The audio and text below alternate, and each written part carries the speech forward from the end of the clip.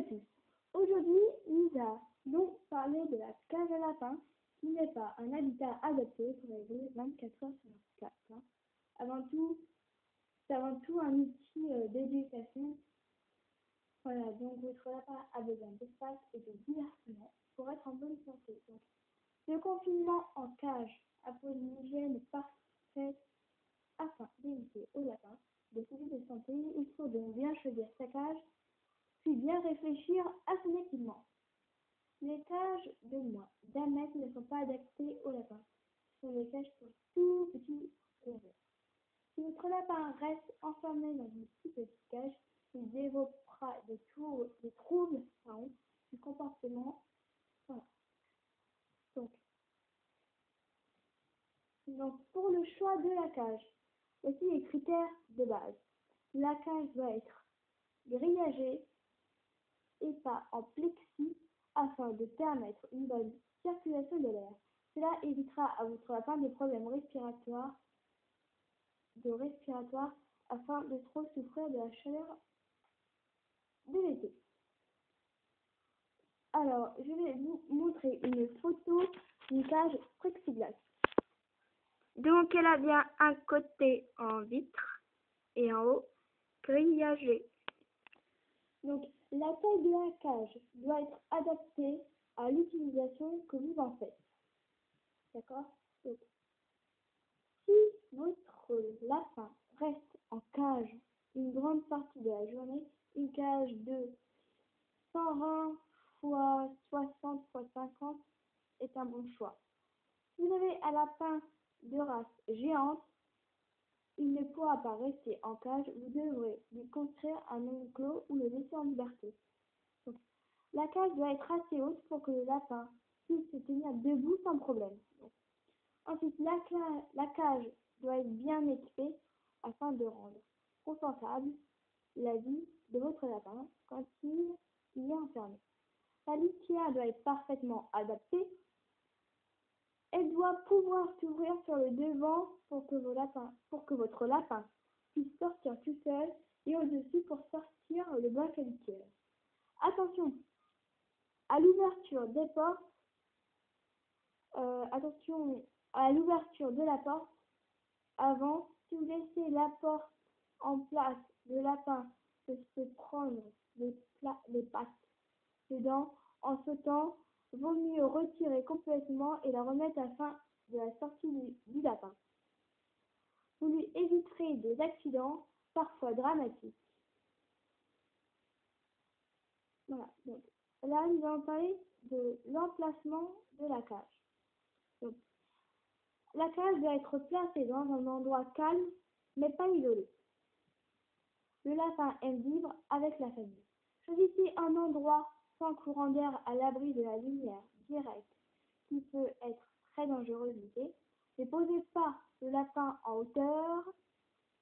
J'ai bien dit en hauteur. Les lapins ont souvent horreur d'être posés en hauteur et cela vous obligerait à sortir et rentrer votre lapin vous-même. C'est très mauvais pour votre lapin et ça l'empêche d'être propre. Le lapin doit pouvoir être autonome et rentrer chez lui comme il le souhaite. Et quand? Dans la nature, ils ne s'éloignent jamais très loin de leur terrier. Votre lapin doit donc pouvoir rentrer dans sa cage facilement si quelque chose lui fait peur. C'est son terrier, vous devez y pénétrer le moins possible. Profitez de ces sorties pour la nettoyer. Donc, nous allons parler de l'équipement. Alors, je vais vous montrer une photo d'une installation de base dans une cage moins d'1 mètre. À gauche, le coin repos avec un petit tapis, puis le coin repas et le bac à litière. Le râtelier est à l'extérieur de la cage ou dessus du bac à litière, invisible sur la photo. Donc, il est important, lorsqu'on ne met pas de litière dans toute la cage, de mettre un tapis afin d'éviter des problèmes de pododermatite. Une serviette éponge peut aussi être utile, mais elle a l'inconvénient de pouvoir être roulée en boule et de ne plus assurer son rôle de protection. Il faut privilégier les petits tapis ou un set de table matelassé et les tapis de bain en coton. Il faut éviter toutes les matières synthétiques qui seraient aussi irritantes que le plastique de la cage. Si votre lapin a le dessous des pieds peu poilu, race Rex par exemple, il faut veiller à ce qu'il ne soit pas en contact avec du plastique ou du lait.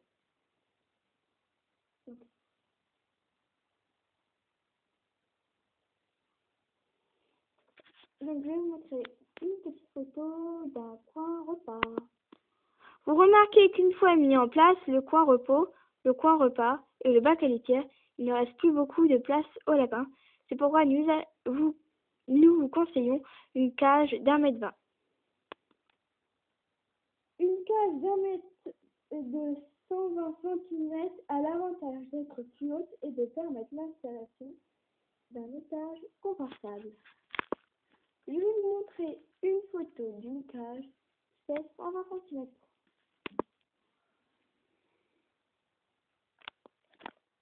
Donc, je vais vous dire, l'équipement de base se compose de quoi? Donc, l'équipement de base se compose de d'un point d'eau. Cela peut être un biberon ou une gamelle en céramique lourde. Il faut vérifier que le biberon fonctionne bien et qu'il n'a pas de fuite qui pourrait tremper la cage et occasionner une dermatite. Le lapin doit toujours avoir de l'eau propre et fraîche, pas glacée, à disposition. Certains lapins ne savent pas boire au biberon. Si le niveau d'eau ne baisse pas, donnez-lui une gamelle. Les cages sont généralement vendues avec un biberon. Vérifiez qu'il fonctionne bien, ne fuit pas et que le lapin s'en servit. Je vais vous montrer une petite photo de lapin qui boit à son biberon. Donc, si vous disposez d'un étage, dans la cage, vous pouvez installer une gamelle de ce type. Donc, le coin repas est composé d'une gamelle et d'un râtelier à foin. La gamelle doit être lourde pour ne pas être renversée. Il existe plusieurs types de râteliers.